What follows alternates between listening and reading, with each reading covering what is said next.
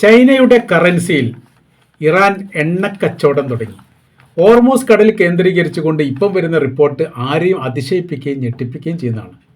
ഈ മേഖല തങ്ങൾ അടച്ചിട്ടില്ല. തങ്ങളുടെ ഇംഗിതത്തിനനുസരിച്ച് നിയമം പരിരക്ഷിക്കുകയും അല്ലെങ്കിൽ അതിനെ അനുസരിക്കുകയും ചെയ്യുന്ന ആളുകൾക്ക് ഇവിടെ ഇഷ്ടംപോലെ പെട്രോളിയം കൊണ്ടുപോകുന്നതിന് യാതൊരു കുഴപ്പവുമില്ല. അത് അമേരിക്ക ആവരുത്, ഇസ്രായേൽ ആവരുത്, അവരോട് അനുഭവമുള്ളവരാവരുത് എന്ന് മാത്രം. അങ്ങനെ ആവുന്ന സമയത്ത് ഇപ്പോഴത്തെ ഇറാൻ്റെ ഈ ഗുണമെന്ന് പറയുന്നത് വലിയ രീതിയിൽ സാമ്പത്തിക വരുമാനം ഉണ്ടാക്കുന്ന ഒരു ഇടവഴിയായി യഥാർത്ഥത്തിൽ ഹോർമൂസിനെ മാറ്റിയിരിക്കുന്നു എന്നുള്ളതാണ്. അവർ പറയുന്ന നിർദ്ദേശം വെക്കുന്നത് ഇങ്ങനെയാണ്: അമേരിക്കയുടെ ഡോളറിൽ വിനിമയം പാടില്ല, അതെന്ത് ചെയ്യണം? ചൈനീസ് കറൻസിയിലേക്ക് മാറ്റണം. ആ കറൻസിയിലേക്ക് മാറ്റുന്ന ആർക്കും എന്ത് ചെയ്യാം? ഇതിലൂടെ എന്ത് ചെയ്യാൻ വേണ്ടി പറ്റും? എണ്ണ കൊണ്ടുപോകാൻ പറ്റും. അങ്ങനെ എണ്ണ കടത്തി വിട്ടുകൊണ്ട് വലിയ പണം സ്വരൂപിക്കുന്ന ഒരു പണിയാണ് യഥാർത്ഥത്തിൽ ഇപ്പോൾ ഇറാൻ ചെയ്യുന്നത്. 2-3 ഗുണങ്ങൾ അതിലുണ്ട്. ഇപ്പോഴത്തെ ഈ പെട്രോളിയം പ്രതിസന്ധിയുമായിട്ട് ബന്ധപ്പെട്ട് ടാക്സ് കംപ്ലീറ്റ് എടുക്കപ്പെട്ടിട്ടുണ്ട്, ടാക്സ് ഇളവുണ്ട്. പിന്നീട് ഉപരോധം നീക്കം ചെയ്തിട്ടുണ്ട്. അപ്പോൾ ഇന്ത്യയായിട്ട് ബന്ധപ്പെട്ട കാര്യങ്ങളൊക്കെ ഇപ്പോൾ അമേരിക്ക പറഞ്ഞല്ലോ, റഷ്യൻ ഇഷ്ടം പോലെ സ്വീകരിച്ചോളൂ, റഷ്യക്കാരോട് പറഞ്ഞ് നിങ്ങൾ കൊടുത്തോളൂ, ടാക്സുമായിട്ട് ബന്ധപ്പെട്ട കാര്യത്തൊക്കെ നമ്മൾ പിന്നെ സംസാരിക്കാം.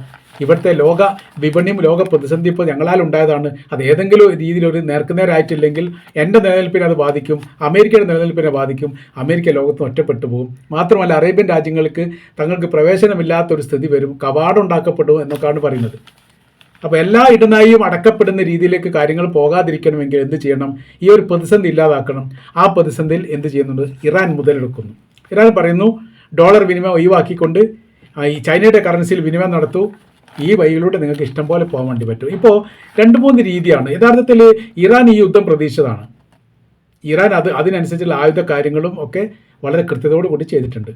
അവരുടെ പർവ്വതങ്ങളും തായ്വാരങ്ങളും ഒറ്റപ്പെട്ട പ്രദേശങ്ങളും ജനഭൂമി അല്ലാത്ത ദേശങ്ങളെല്ലാം യഥാർത്ഥത്തിൽ സൈനിക ക്യാമ്പ് പോലെ അണ്ടർഗ്രൗണ്ടിൽ അതിന് സംവിധാനം ഒരുക്കിയിട്ടുണ്ട്. അതാണ് കണ്ടെത്താൻ വേണ്ടി ഇസ്രായേലിനും അമേരിക്കയ്ക്ക് സാധിക്കാതെ പോയത്. അവിടെയാണ് അവർ പരാജയപ്പെടുകയും ചെയ്യുന്നുണ്ട്.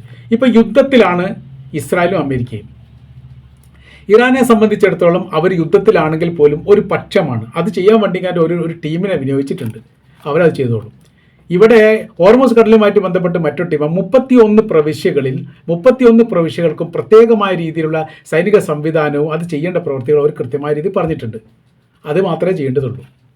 അതായത് ഇവിടെ ഇറാൻ്റെ തലസ്ഥാനമായിരിക്കും തെഹ്റാനെ കേന്ദ്രീകരിച്ച് ഒരു ആക്രമണം ഉണ്ടാവുകയാണെങ്കിൽ അത് ഏതെങ്കിലും പ്രവിശ്യയിൽ വന്നുള്ള സൈനികർ വന്നിട്ട് ആക്രമിക്കേണ്ട കാര്യമില്ല, അത് തിരിച്ച് അടിക്കേണ്ട കാര്യമില്ല. അതിന് അതിൻ്റേതായിരിക്കും സംവിധാനം ഒരുക്കിയിട്ടുണ്ട്.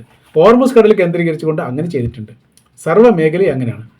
അപ്പോൾ ഓരോ ഇറാഖിൻ്റെ അതിർത്തിയുമായിട്ട് ബന്ധപ്പെട്ട മേഖല പറയുന്നു, ലെബനാൻ്റെ അതിർത്തിയുമായിട്ട് ബന്ധപ്പെട്ട മേഖല പറയുന്നു, അഫ്ഗാനിസ്ഥാൻ്റെയും പാകിസ്ഥാൻ്റെ അതിർത്തിയുമായിട്ട് ബന്ധപ്പെട്ട മേഖല പറയുന്നു. ഓരോരോ മേഖലയിലും ഓരോരോ രീതിയിലുള്ള സംവിധാന കാര്യങ്ങളും ആയുധങ്ങളും അതിൻ്റെ പടക്കോപ്പുകളും സൈനികരെയും വിന്യസിച്ചിട്ടുണ്ട് എന്ന് ചുരുക്കം.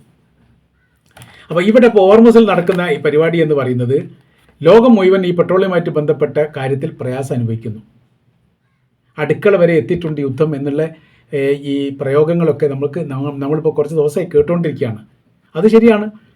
ഇപ്പോൾ ഈ കച്ചവടക്കാരെ സംബന്ധിച്ചിടത്തോളം അവർക്ക് ഹോട്ടലൊക്കെ പൂട്ടിപ്പോകുന്ന രീതി 5000 ഹോട്ടലുകളൊക്കെ പൂട്ടി എന്നൊക്കെയാണ് പറയുന്നത്.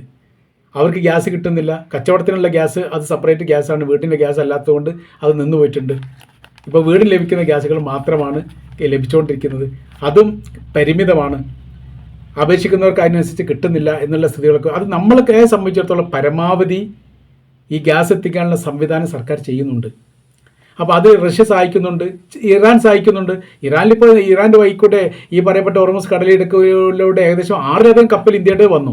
ഇനി ഒരുപാട് വരാനുണ്ട്. അത് തടയപ്പെടുന്നില്ല. അത് ഇന്ത്യയും ഇറാനും തമ്മിലുള്ള ബന്ധത്തിൻ്റെ അടിസ്ഥാനത്തിൽ നിൽക്കുന്നു.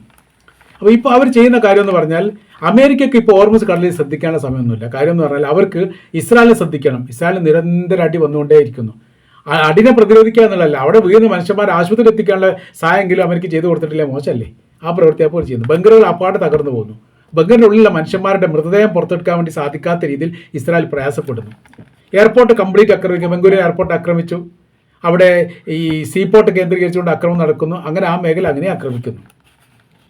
അപ്പോൾ എല്ലാ ഭാഗങ്ങളിലും ഇസ്രായേൽ എന്ന് പറയുന്ന എല്ലാ ഭാഗത്തും ഈ യുദ്ധം ഫലം ചെയ്തിട്ടുണ്ട്, അല്ലെങ്കിൽ അതിൻ്റെ പരിണിത ഫലം ഇപ്പോൾ അനുഭവിക്കുന്നുണ്ട് എന്നുള്ളതാണ്. അപ്പോൾ ഈ കാര്യം ശ്രദ്ധിക്കേണ്ടത് ആരാണ്? അമേരിക്കയാണ്. അറേബ്യൻ രാജ്യങ്ങൾക്ക് നേരെ നിരന്തരം ഈ ഇറാൻ ആക്രമിച്ചുകൊണ്ടേയിരിക്കുന്നു. ആ കാര്യം ആരാലുണ്ടാകുന്നുണ്ട്? അമേരിക്കയിലുണ്ടാകുന്നുണ്ട്. അതുകൊണ്ട് അവർക്ക് സുരക്ഷിതത്വം ഒരുക്കുന്നതുമായിട്ട് ബന്ധപ്പെട്ട കാര്യത്തെ ശ്രദ്ധിക്കേണ്ട ആരാണ്? അമേരിക്കയാണ്. പിന്നീട് അമേരിക്കയുടെ 2 കപ്പൽ, ഒന്ന് മെഡിറ്ററേനിയൻ കടലുണ്ട്, ഒന്ന് അറബിക്കടലുണ്ട്. ആ 2 കപ്പലിലും ആ കപ്പലിലെ സൈനികർ, കപ്പൽ എന്ന് പറഞ്ഞാൽ വലിയ കപ്പൽ, ലോകത്തിലെ ഏറ്റവും വലിയ കപ്പലാണ്, യുദ്ധക്കപ്പലാണെന്നുള്ളത്. ഒന്ന് അബ്രഹാം ലിങ്കൺ കപ്പൽ, 79 യുദ്ധവിമാനം ഒരേ സമയത്ത് ലാൻഡ് ചെയ്യാനും പറക്കാനും സാധിക്കുന്ന രീതിയിലാണ് അതിൻ്റെ സംവിധാനം. അപ്പോൾ എത്രത്തോളം ഉണ്ട്, 5000-ഓളം ഈ ജീവനക്കാർ, സൈനികരടക്കമുള്ള ജീവനക്കാരുണ്ട് എന്നാണ് പറയുന്നത്.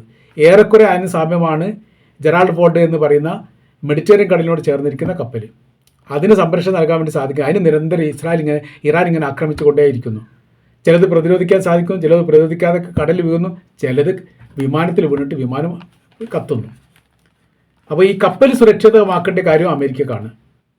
അതോടൊപ്പം തന്നെ ഇസ്രായേലിലെ അറബി രാജ്യങ്ങൾ സുരക്ഷിതമാക്കേണ്ട അമേരിക്കക്കാണ്.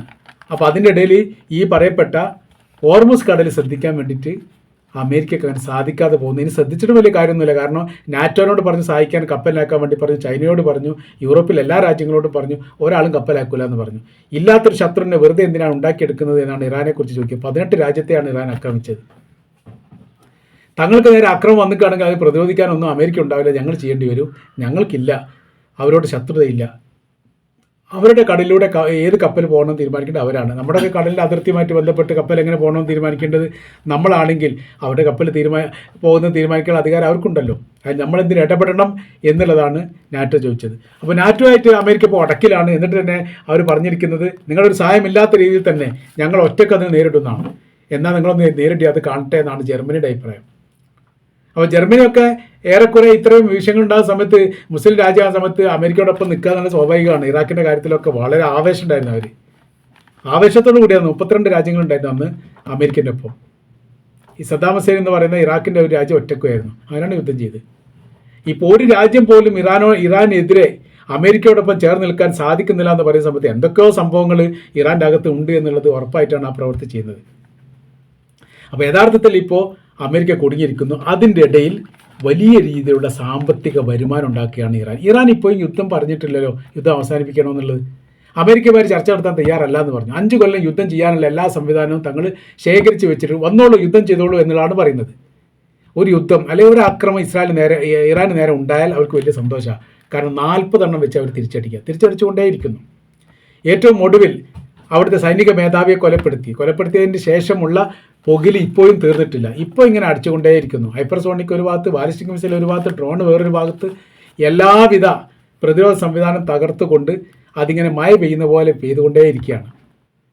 എന്നിട്ട് അവിടെ നിലവിളികളും കൂട്ടക്കരച്ചുകളും കൂട്ടപ്പാലായനങ്ങളും വല്ലാത്ത രീതിയിലുള്ള പ്രയാസം, അതോടൊപ്പം തന്നെ പ്ലീസ് സ്റ്റോപ്പ് ഇറാൻ എന്ന് പറഞ്ഞു കഴിഞ്ഞിട്ട് അവിടുത്തെ ജനങ്ങൾ തന്നെ ഏതെങ്കിലും തരത്തിൽ യുദ്ധം അവസാനിപ്പിക്കും, ഞങ്ങൾ യുദ്ധത്തിനില്ല എന്ന് പറയുന്നു. ഒരു പക്ഷത്ത് ഇസ്രായേലിൻ്റെ സർക്കാരിനെതിരെ പ്രക്ഷോഭവും സമരങ്ങളും തുടങ്ങിയിരിക്കുന്നു യുദ്ധം അവസാനിപ്പിക്കാൻ വേണ്ടിയിട്ട്. കാര്യം എന്തിനു യുദ്ധം എന്ന് ആർക്കും അറിയില്ല. അതാണ് ഏറ്റവും വലിയ വിഷയം. അമേരിക്കയുടെ കോൺഗ്രസ് ചോദിക്കപ്പെട്ട ചോദ്യമുണ്ട് ട്രംപിനോട്, നിങ്ങൾ എന്തിനു വേണ്ടി യുദ്ധം ചെയ്യുന്നു? ഇറാൻ നമ്മുടെ ശത്രുവല്ല. ഇറാൻ ഒരിക്കലും അമേരിക്ക ആക്രമിക്കാൻ വരുന്നില്ല, ഇതിന് മുമ്പ് ഉണ്ടായിട്ടില്ല. അപ്പോൾ ആക്രമിക്കാൻ ഒരിക്കലും വരാൻ സാധ്യത പോലും ഇല്ലാത്ത ഇറാൻ എന്തിനാ ആക്രമിക്കുന്നു? ഇസ്രായേലുമായിട്ട് പ്രശ്നമാണെങ്കിൽ അവരല്ലേ തീർക്കേണ്ടത്, അത് നമുക്കെന്ത് റോള്? ഉക്രൈൻ്റെ വിഷയത്തിൽ നമ്മൾ ഇടപെട്ട് സാമ്പത്തിക നഷ്ടം എന്നല്ലാതെ യഥാർത്ഥത്തിൽ ഉക്രൈനെ റഷ്യയിൽ നിന്ന് മോചിപ്പിക്കാൻ വേണ്ടി നമുക്ക് സാധിക്കുമോ? സാധിക്കുകയില്ല. അപ്പോൾ ഒരിക്കലും നടക്കാത്ത ഒരിക്കലും വിജയിക്കാത്ത ഒരു യുദ്ധത്തിലേക്ക് രാജ്യത്തെ എന്തിന് വലിച്ചേക്കുന്നു എന്നുള്ളതാണ് ട്രംപിനോട് ഈ അമേരിക്കൻ കോൺഗ്രസിൽ പെട്ട പ്രതിനിധികൾ വരെ ചോദിച്ചത്. അവിടേക്ക് കാര്യങ്ങൾ എത്തിയിരിക്കുന്നു. അപ്പോൾ നമ്മൾ പറഞ്ഞു വരുന്ന വിഷയം, ഇറാൻ 2 തരത്തിലാണ് ഇതിന് പ്രതികരിക്കുന്നത്. ശത്രുവിനെ ശത്രുവായിട്ട് കണ്ടുകൊണ്ട് ശക്തമായിരിക്കുന്ന ആക്രമണ പരമ്പരകൾ അവർ നടത്തിക്കൊണ്ടേയിരിക്കുന്നു. അതിനൊരു ശമനവുമില്ല. പിന്നീട് അവരുടെ ഹോർമുസ് കടലുമായിട്ട് ബന്ധപ്പെട്ട് കപ്പലുകളെ അവർ തുറന്നു വിടുന്നു, വലിയ രീതിയിലുള്ള പണവും വാങ്ങുന്നു. അങ്ങനെ പണം സ്വരൂപിക്കുന്ന ഒരു പരിപാടിയാണ്. യഥാർത്ഥത്തിൽ ഈ ഹോർമുസ് കടൽ എന്ന് പറഞ്ഞാൽ ഇറാൻ്റേതും അതോടൊപ്പം തന്നെ യമൻ്റെയും കൂടി ചേർന്നിട്ടാണ്. യമൻ്റെ അതിർത്തിയിലൂടെ പോകാൻ പോലും യഥാർത്ഥത്തിൽ ഇപ്പോൾ കപ്പലുകൾക്ക് പേടിയാണ്. എപ്പോഴാണ് ഈ ചങ്ങായിമാർ പൊട്ടിക്കാന്ന് പറയാൻ വേണ്ടി പറ്റില്ല. അങ്ങനത്തെ വല്ലാത്ത രീതിയിൽ ഒരു കാളരാത്രി പോലെയാണ് ഇറാൻ അല്ലാത്ത മറ്റു രാജ്യങ്ങൾക്ക്. ഇറാനെ സംബന്ധിച്ചിടത്തോളം ഒരു കൊയ്ത്ത് ഉത്സവമായിട്ട് ഹോർമുസ് കടലിനെ അവർ ഉപയോഗപ്പെടുത്തുന്നുണ്ട് എന്നുള്ളതും വലിയ രീതിയിലുള്ള വരുമാനം വാങ്ങിക്കൂട്ടാൻ വേണ്ടിയിട്ട് ഇത്. കാരണം എന്ന് വെച്ചാൽ അവിടെ എന്തില്ല, നമ്മൾ നേരത്തെ പറഞ്ഞ പോലെ ടാക്സ് സംബന്ധമായിരിക്കുന്ന കാര്യങ്ങളൊക്കെ എടുക്കപ്പെട്ടതോടുകൂടി കിട്ടുന്ന പണം മുഴുവനും സ്വരൂപിക്കാൻ വേണ്ടി സാധിക്കുന്ന ഈ ഒരു അവസരം വലിയ രീതിയിൽ ഇറാൻ ഉപയോഗിക്കുന്നുണ്ട് എന്നുകൂടിയാണ് നമ്മൾക്ക് ഈ വിഷയമായിട്ട് ബന്ധപ്പെട്ട് മനസ്സിലാക്കാൻ വേണ്ടിയിട്ട് സാധിക്കുന്നത്.